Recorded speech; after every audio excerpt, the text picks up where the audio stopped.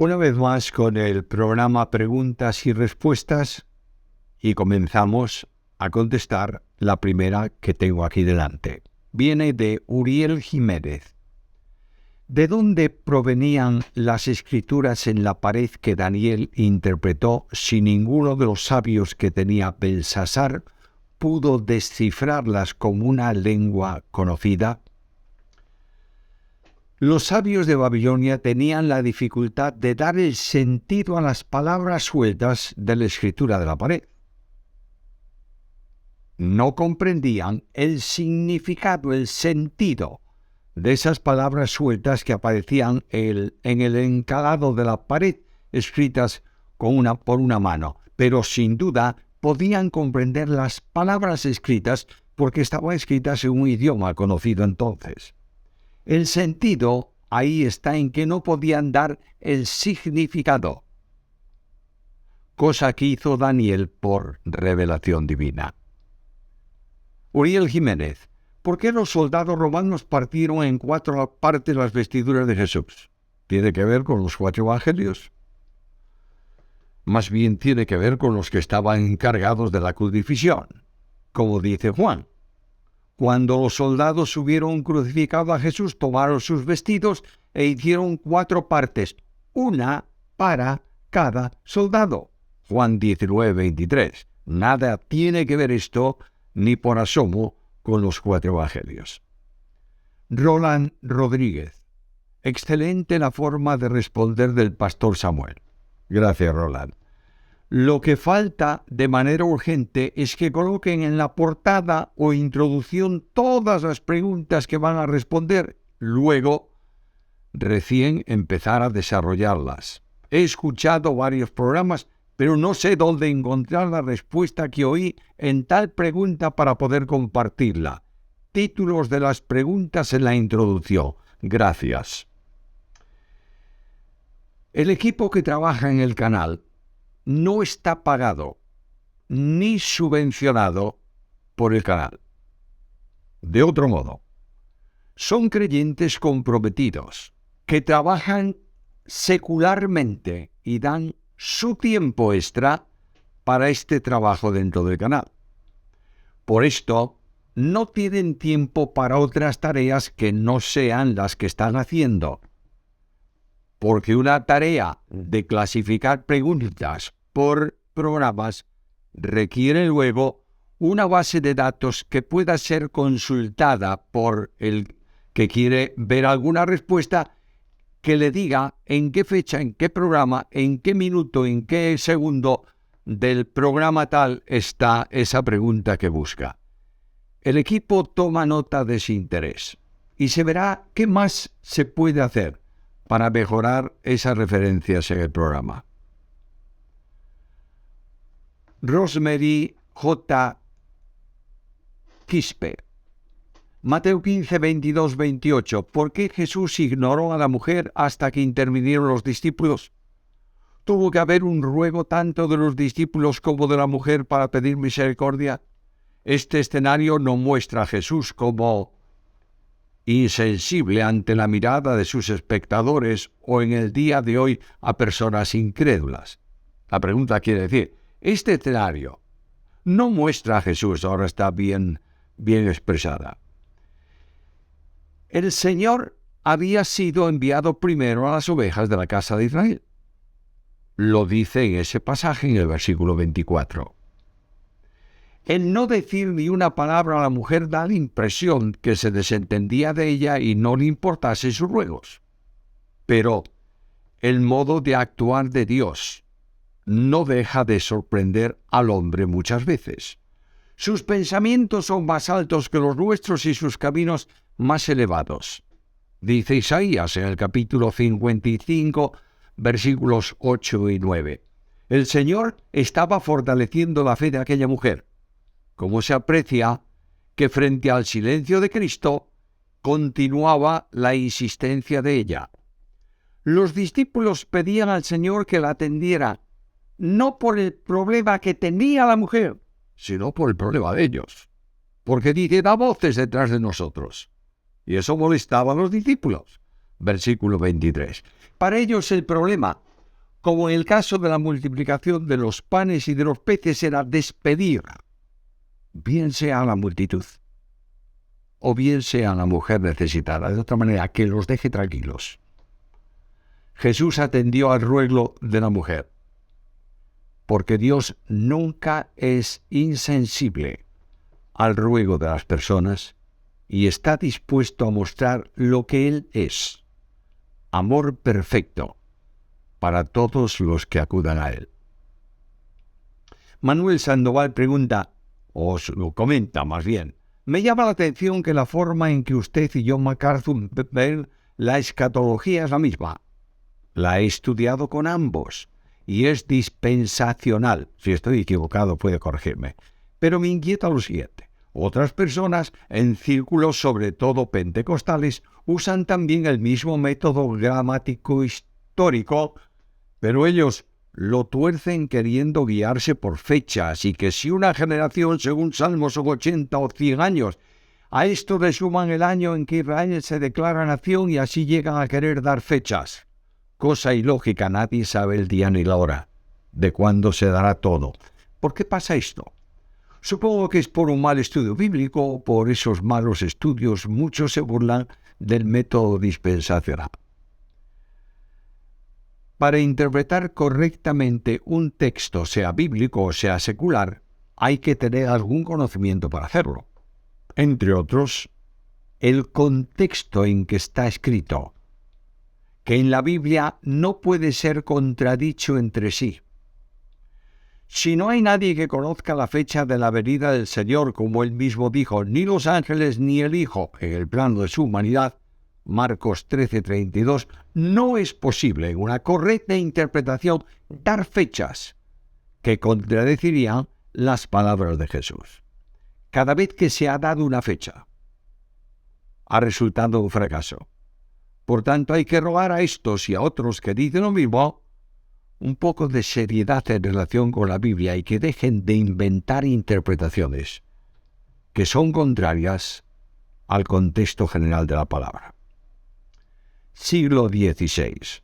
Sabemos que Dios es santo en todos sus atributos y dimensiones. Mi pregunta es, ¿cómo es que Dios aflige o castiga al impío en el infierno siendo Él omnipresente? ¿Está el Señor ahí mismo presente castigando al impío? Tiempo y espacio, amigo mío, no tienen que ver con la eternidad. Dios retribuye al pecador por lo que él hace, conforme a su determinación. De modo que el que cree en el Hijo tiene vida, pero el que rehúsa creer no verá la vida, sino que la ira de Dios está sobre él. El pecado no es un asunto limitado, sino infinito, porque la ofensa no se rinde a un ser o no se hace o no se produce contra un ser limitado, sino contra el ser infinito que es Dios. El pecador se pierde porque quiere perderse, no porque Dios lo determine. De nuevo, siglo XVI. Creo en la inspiración de la Escritura, pero tengo una pregunta. ¿Cómo es que el inspirado libro de Esther, cómo es inspirado sobre el libro de Esther cuando no se menciona el nombre de Dios? Esta es la pregunta. Alguien contesta, que es Manuel Ruiz de Morales Cortés. Querido hermano, en el libro de Esther está el nombre de Dios. Está oculto. El nombre de Dios en hebreo es, y menciona el tetragramatón, y en caracteres hebreos, y lo escribe en hebreo. Si tú vas al original hebreo, encontrarás que en secuencias numéricas está el nombre de Dios, con esas letras. Está codificado en secuencias. Además, hay profecías que se cumplieron 2400 años después con los nazis en el juicio de Nuremberg. Además, el escudo de Amalek es la misma esvástica, símbolo de los nazis. El hecho de que no se mencione el nombre de Dios no es razón para negar la inspiración, ya que también ocurre así en Cantar de los Cantares. En cuanto a esa teoría de la secuenciación de la Escritura en el Antiguo Testamento, es una forma muy típica de la cábala judía. Se puede encontrar cosas que se quieran para justificar posturas en la Biblia.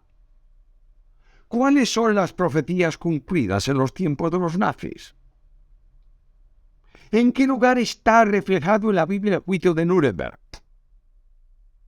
Símbolos de los pueblos antiguos podían usarse para representar a cualquier cosa que no sea conforme a nuestro pensamiento.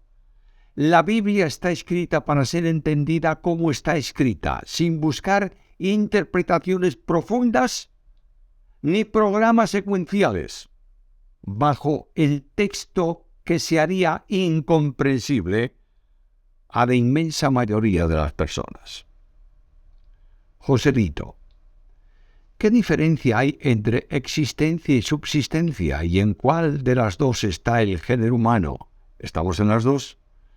Existir tiene que ver con una manifestación de vida, por tanto la existencia está en los hombres, cada hombre existe. Subsistir quiere decir ver con una vida en todas las diferencias, estados, forma, etcétera, que le es propia. Volviendo al ejemplo del hombre, el hombre subsiste en una humanidad compleja y distinta. Blancos, negros, amarillos, altos, bajos, orientales, occidentales, del norte, del sur, etcétera, etcétera. El ser divino existe. Las personas divinas subsisten con sus particularidades dentro del ser divino. Somos uno en Jesús. ¿Es correcto decir que la Iglesia es el nuevo Israel? ¿Por qué algunos la utilizan y por qué no deberíamos usar esa expresión?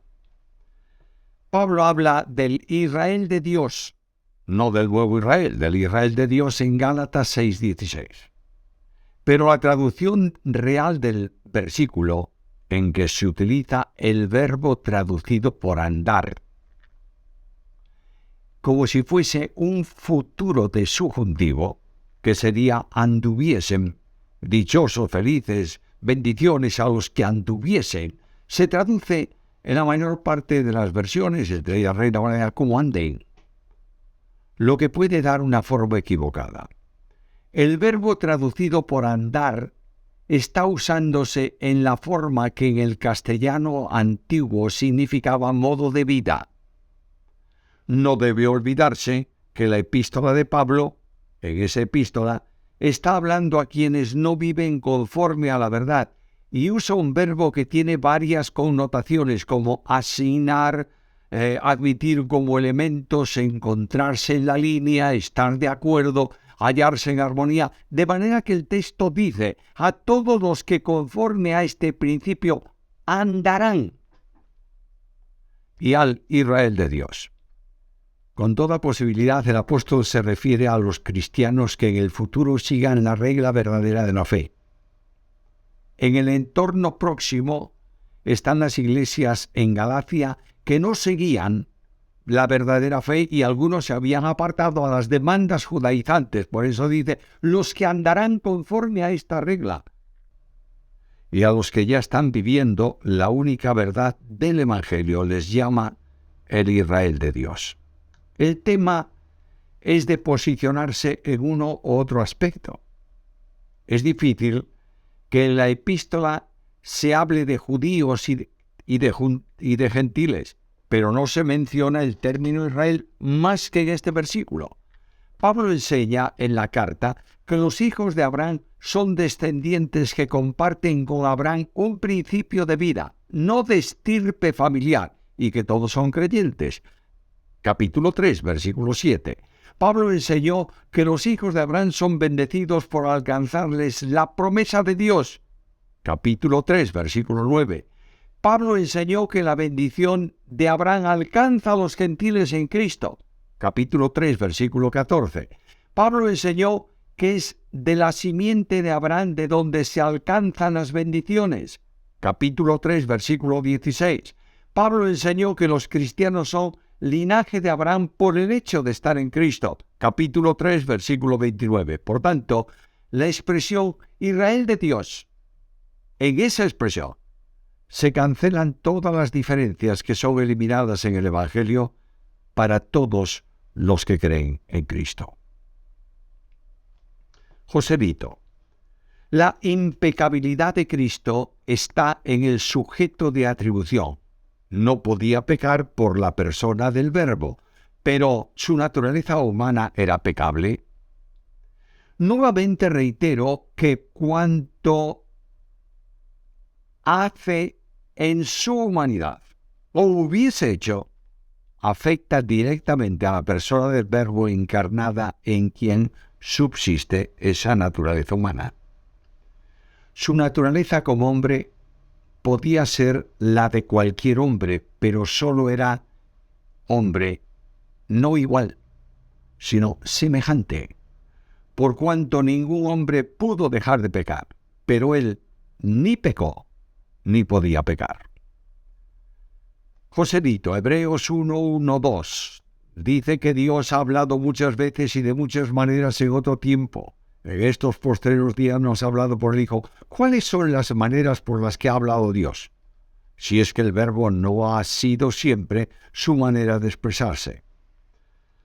Mi querido hermano, el texto que citas lo aclara definitivamente. Dios habló por medio de los profetas, a quienes comunicó el mensaje y custodió para que escribiesen solo la palabra que Dios les había comunicado. El Verbo no es el mensaje, sino la expresión absoluta de Dios, el discurso total que manifiesta a Dios y lo revela en sí mismo. Por tanto, hay el Logos encarnado, palabra encarnada, Verbo eterno encarnado, y el Logos escrito, la palabra que Dios da por medio de profetas y en el Nuevo Testamento también por apóstoles. El compa H1.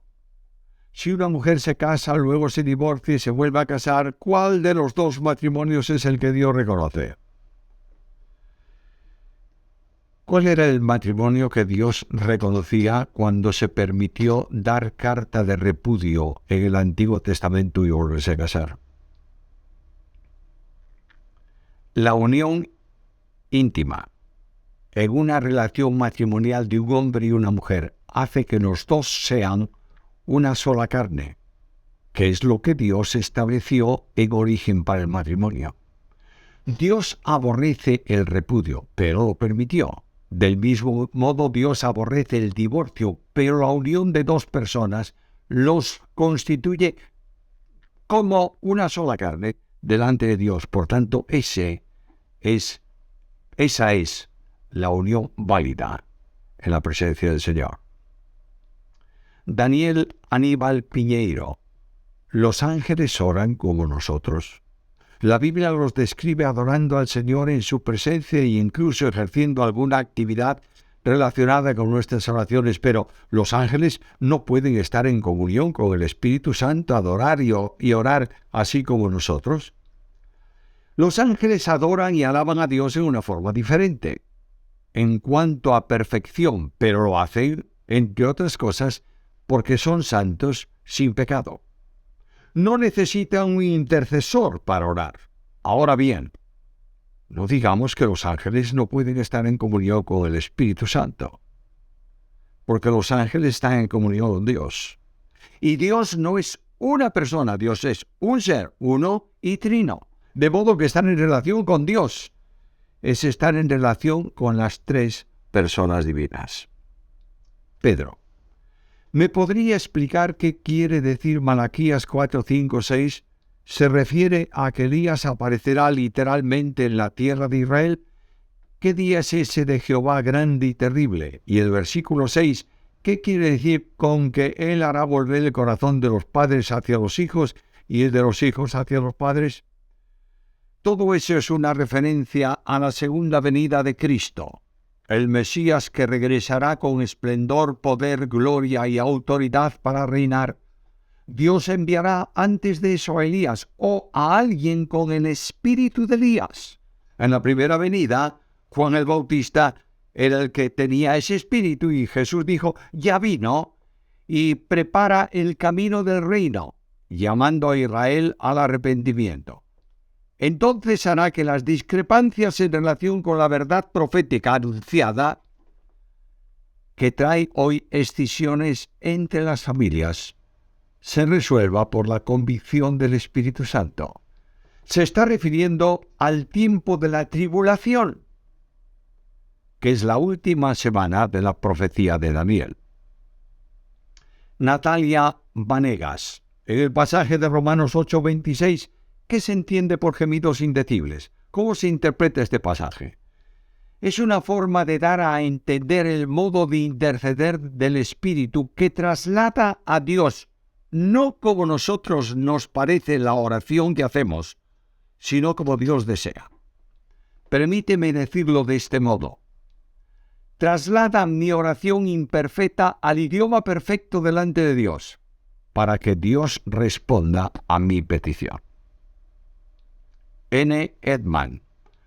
¿Puede un cristiano piadoso suicidarse e ir al cielo? Ya se ha contestado mucho a esto.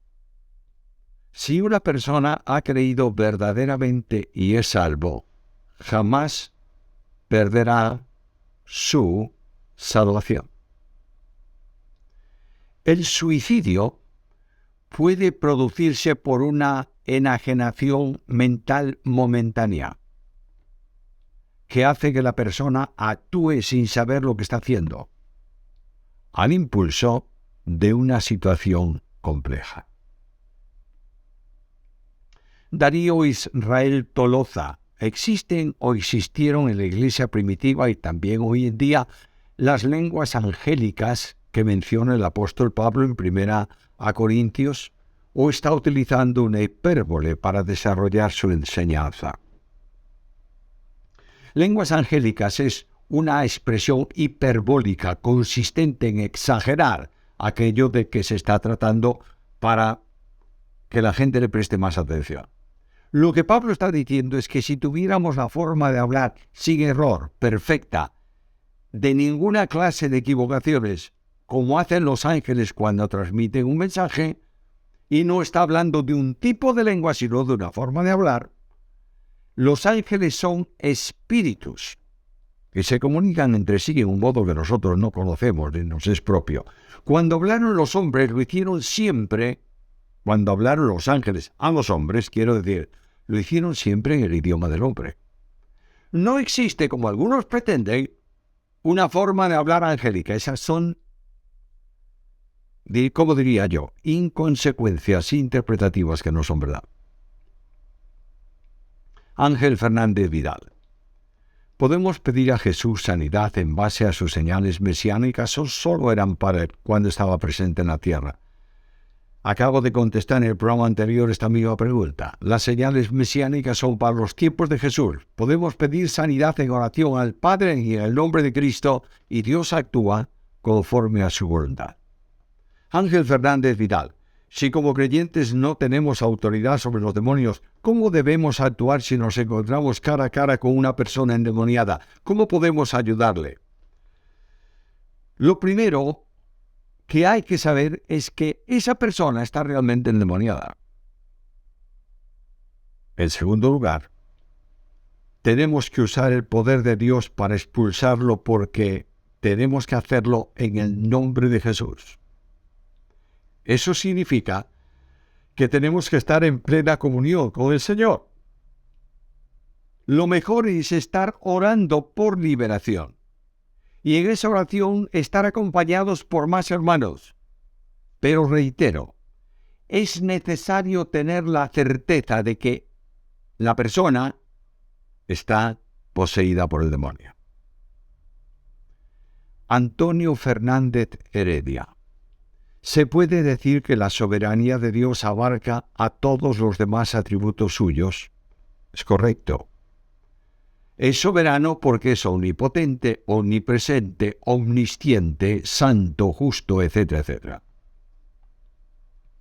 Antonio Fernández Heredia. En Apocalipsis se menciona una estrella llamada Ginjo. Sé que no se refiere a una estrella literal. ¿Me puede decir qué quiere decir ese texto? Juan dice ahí, escribe, que no es algo parecido a, una estrella o semejante a una estrella, sino que afirma que es una gran estrella. Es decir, un elemento venido por el aire. Dios usa elementos de su naturaleza para ponerlos al servicio de sus juicios. El nombre Ahinjo aparece por única vez ahí en el texto griego del Nuevo Testamento. Como sustantivo común, expresaba a los antiguos lo que era amargo.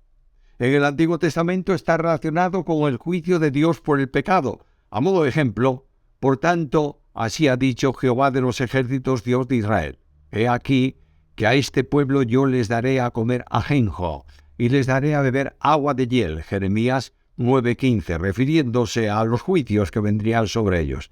Hay otros muchos textos así, lo que permite usar el nombre y el resultado de la caída de esa masa desde el cielo como un elemento de juicio que Dios envía sobre el mundo y que trae unas consecuencias sobre el agua aquí en la tierra. La última pregunta. Ángela Silva. Si bíblicamente un anciano, pastor, etc., son sinónimos, ¿cuáles son las consecuencias cuando la palabra anciano se interpreta fuera de contexto y solo tiene voz y voto los ancianos más viejos y que llevan más tiempo en el Evangelio para tomar decisiones en las sesiones de iglesia? Todo lo que no se ha hecho conforme con la enseñanza bíblica no es correcto. Los ancianos o pastores no son dueños, son siervos en la iglesia. Al terminar el programa, pedimos al Señor que bendiga vuestras vidas, vuestras familias y vuestro ministerio. Os esperamos en la próxima ocasión de preguntas y respuestas.